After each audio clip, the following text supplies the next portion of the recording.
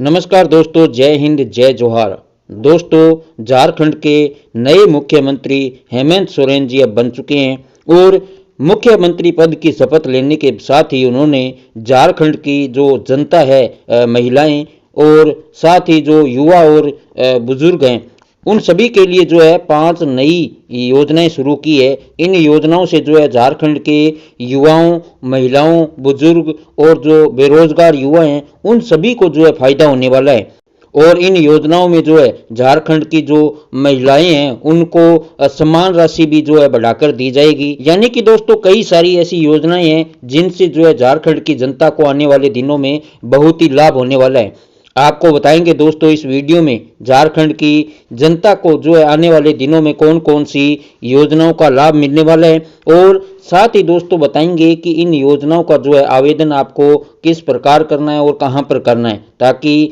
जल्द से जल्द आपको जो है इन नई नई योजनाओं का लाभ मिल सके। सबसे पहले दोस्तों आपको बता दें कि जो झारखंड के अंदर मुख्यमंत्री मैया सम्मान योजना थी, जो कि अगस्त में लागू की गई थी, और उस दौरान जो है बहुत सारी ऐसी महिलाएं थी जो आवेदन नहीं कर पाई थी, या इसके अलावा यदि महिलाओं ने जिन्होंने कईयों ने आवेदन किया भी था तो उनका जो फॉर्म है वो रिजेक्ट हो गया था, जिसकी वजह से उनको जो है इस मैया सम्मान योजना का जो लाभ है वो नहीं मिल पाया था।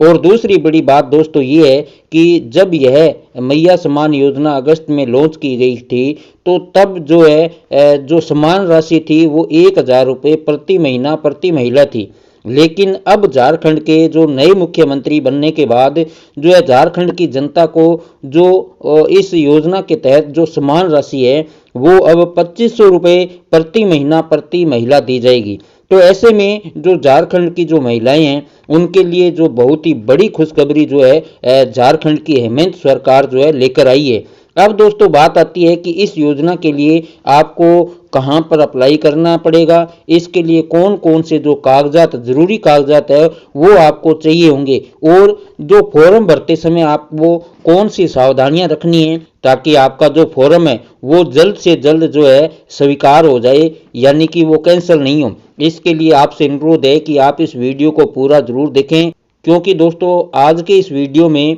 मैं आपको मैया सम्मान योजना के लिए जो फॉर्म भरा जाता है उसके लिए जितने भी जरूरी कागजात हैं और इसको कैसे भरना है, इसकी पूरी जानकारी आपको मैं इस वीडियो में बताने वाला हूं। इसलिए आप इस वीडियो को लास्ट तक पूरा जरूर देखना, और साथ ही इस वीडियो को अपने जो भी जानकार हैं, अपने रिश्तेदार, भाई दोस्त, उन सबको ये वीडियो शेयर जरूर करना। तो चलिए दोस्तों, सबसे पहले बात कर लेते हैं कि जो मुख्यमंत्री मैया सम्मान योजना है उसके अंदर कौन कौन से जो कागज हैं वो अपने को लगाने हैं। तो दोस्तों सबसे पहले आप यहाँ पर देख सकते हैं कि ये जो मुख्यमंत्री मैया सम्मान योजना का जो आवेदन पत्र है, इसके साथ में आपको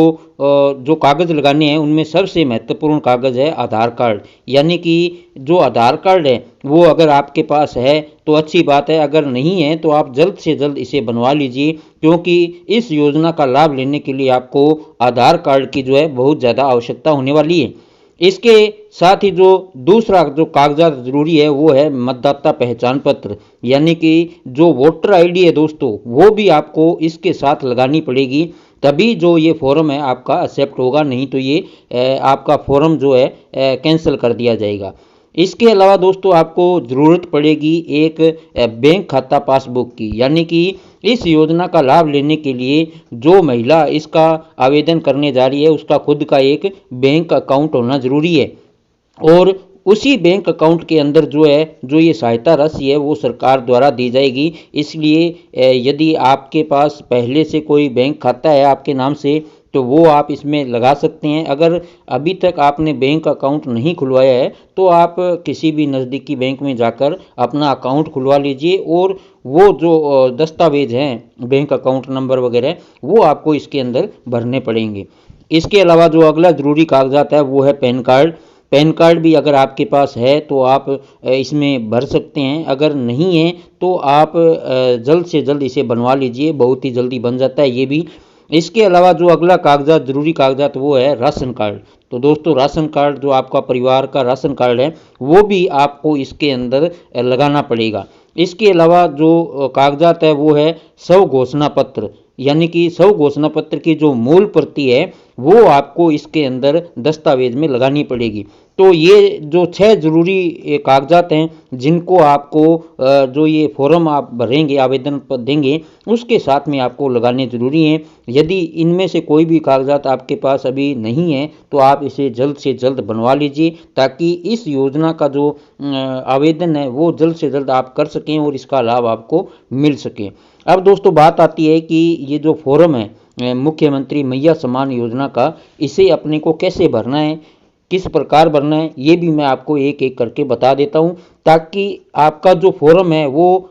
किसी भी प्रकार से जो है रिजेक्ट नहीं हो और आपको जो है इस योजना का लाभ मिल सके। तो दोस्तों जैसे ही आप ये फॉर्म निकालेंगे तो फॉर्म में सबसे पहला जो कॉलम आपको मिलेगा वो है आवेदिका का नाम। यहाँ पर जो भी महिला इस योजना का लाभ लेने के लिए आवेदन कर रही है उसका पूरा नाम यहाँ पर आपको लिखना है। इसके बाद जो दूसरा कॉलम है जिसमें लिखा है पिता या पति का नाम, यानी कि यदि जो महिला अप्लाई कर रही है वो शादीशुदा है तो उसको अपने यहाँ पर पति का नाम लिखना है, और यदि शादीशुदा नहीं है तो फिर वो अपने पिता का नाम यहाँ पर लिख सकती है। इसके बाद दोस्तों जो तीसरा कॉलम है यहाँ पर आपको अपना पता भरना है, यानी कि आपका ग्राम या मोहल्ला कौन सा है, आपका थाना कौन सा है, पंचायत कौन सी है, आपका प्रखंड कौन सा है और आपका जिला कौन सा है, यानी कि पूरा एड्रेस आपको इस कॉलम के अंदर भरना है। इसके बाद आप एक साइड में यहाँ पर देख सकते हैं कि एक बॉक्स दे रखा है, यहाँ पर आपको दोस्तों पासपोर्ट साइज, आपकी एक पासपोर्ट साइज की फ़ोटो भी यहाँ पर लगानी है। फिर जो चौथा कॉलम आता है दोस्तों उसमें लिखा हुआ है कि मतदाता पहचान पत्र संख्या, यानी कि जो आपकी वोटर आईडी है दोस्तों उस पर एक संख्या लिखी होती है, वो संख्या आपको यहाँ पर लिखनी है। फिर अगला कॉलम है आधार संख्या, इसमें आप अपनी जो आधार संख्या है वो इसके अंदर लिख सकते हैं। फिर आता है खाता संख्या, यानी कि जो आपका बैंक अकाउंट है उसके अंदर जो नंबर दिया हुआ है खाता संख्या, वो आप इस कॉलम में भर सकते हैं। इसके बाद दोस्तों सातवां कॉलम आता है खाता आधार लिंक्ड है या नहीं है, यानी कि दोस्तों जो आपका आधार कार्ड है वो आपके बैंक अकाउंट से लिंक्ड है या नहीं है, इसके बारे में आपको यहाँ पर जानकारी देनी है। यदि आपका आधार लिंक है तो ठीक है दोस्तों, अगर नहीं है तो आप इसे जल्द से जल्द अपने बैंक में संपर्क कीजिए, वहाँ पर अपना आधार नंबर बताइए, आधार कार्ड दीजिए और वो वहाँ पर आपके जो बैंक अकाउंट है उससे इस आधार कार्ड को आपके लिंक कर देगा। क्योंकि दोस्तों इसमें यहाँ पर आप स्पष्ट रूप से देख सकते हैं लिखा हुआ है कि दिसंबर 2024 के बाद जो ये आर्थिक सहायता दी जा रही है इसको प्राप्त करने के लिए आपको आधार लिंक्ड बैंक खाता अनिवार्य है। यानी कि दोस्तों यदि दिसंबर 2024 के बाद भी आपने अपना जो बैंक खाता है उसे लिंक नहीं करवाया आधार कार्ड से तो इस योजना का लाभ आपको नहीं मिलेगा। इसलिए ये बहुत ही जरूरी है, जल्द से जल्द आप अपने बैंक खाते को आधार कार्ड से लिंक करवा लीजिए। इसके बाद जो अगला कॉलम आता है दोस्तों उसमें है बैंक का नाम शाखा सहित, यानी कि जो आपका बैंक है उसका नाम भी यहाँ पर लिखना है और साथ में जो शाखा है जो ब्रांच है उसका नाम भी आपको यहाँ पर बताना पड़ेगा। फिर इसके बाद दोस्तों अगला कॉलम है IFSC कोड,